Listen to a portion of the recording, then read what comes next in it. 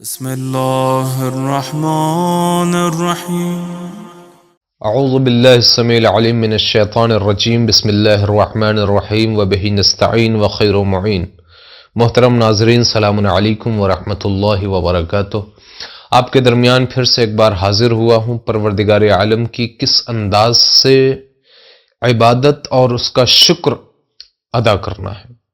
پروردگار عالم کا شکر بذات خود ایک بہت بڑی نعمت ہے، کیونکہ اس کے بعد انسان کی نعمتوں کے دروازے کھل جاتے ہیں.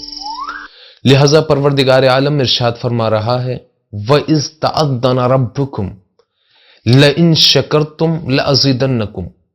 یہ پروردگار عالم کا کھلا ہوا اعلان ہے کہ تم میرا شکر ادا کرو، میں تمہاری نعمتوں میں اضافہ کروں گا. پروردگار عالم کا یہ وعدہ ہے کہ تم اگر شکر ادا کرو گے تو میں اضافہ کروں گا. یہ قرآنی وعدہ ہے. لہذا اب اگر ہمارے درمیان اور ہمارے معاشرے میں اگر کوئی شکر ادا کرتا ہے تو ناممکن ہے کہ اس کے یہاں سے نعمتوں کا زوال ہو جائے. ہمارے یہاں نعمتوں کا زوال ہونا اس بات کی دلیل ہے کہ ہم شکر سے بہرہ مند ہو چکے ہیں.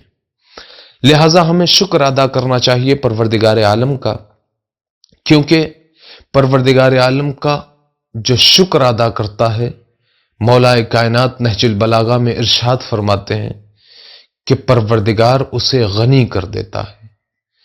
جب تک انسان کے پاس نعمت ہوتی ہے انسان احساس نہیں کر پاتا، لیکن جب وہ نعمت چھن جاتی ہے تب انسان کو احساس ہوتا ہے کہ واقعاً ہمارے پاس کوئی چیز تھی، کوئی شے تھی. پروردگار نے ہمیں کتنی نعمتیں عطا کی ہیں، شکر ہے پروردگار کا. لیکن آج ہم اور آپ کے اندر بہت ساری ایسی نعمتیں ہیں جن کا ہم شکر ادا نہیں کرتے. آج ہمارے معاشرے میں بہت کم ایسے لب ہیں جو شکر سے آباد ہیں، جبکہ ہمارے پاس تمام نعمتیں موجود ہیں. ہر نعمت پر ہمیں شکر کرنا چاہیے پروردگار عالم کا. آج ہمارے پاس مثلا آپ فرض کر لیں آنکھ ہے، اگر یہ آنکھ چھن جائے تو سمجھ میں آئے گا، احساس ہوگا کہ واقعاً یہ صرف ایک اللہ کی دی ہوئی نعمت نہیں ہے، بلکہ یہ پوری کائنات کو اپنے اندر سمائے ہوئے تھی. ہمارے پاس جو نعمتیں ہیں اس ایک نعمت کو ایک نہ سمجھیں، بلکہ پروردگار کی دی ہوئی ایک ایک نعمت میں ہزارہ نعمت پوشیدہ ہیں.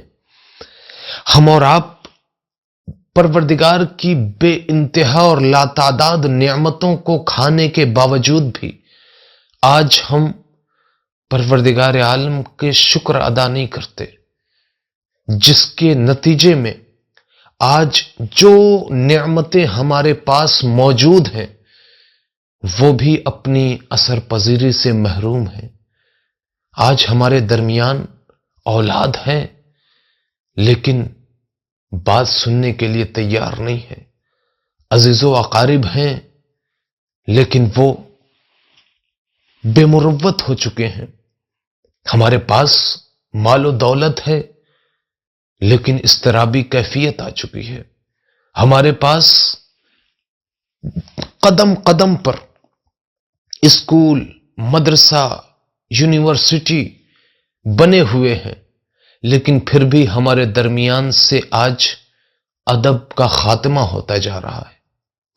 ہمارے پاس گھر ہے لیکن سکون نہیں ہے.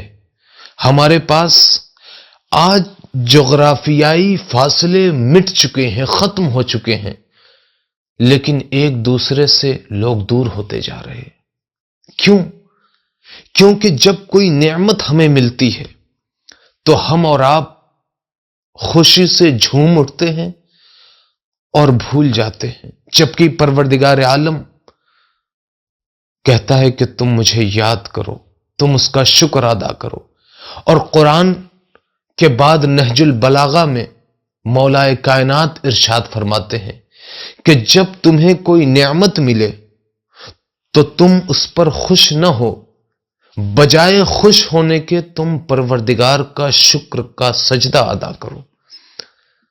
لہذا شکر کا سجدہ ادا کرنے کے لیے امام جعفر صادق علیہ السلام کا قول کہ اگر تمہیں شکر ادا کرنا ہے تو 2 رکعت نماز شکرانہ پڑھ لو، اور اگر وقت نہیں ہے تو 100 مرتبہ شکرن للہ پڑھ لو، یا عفون للہ۔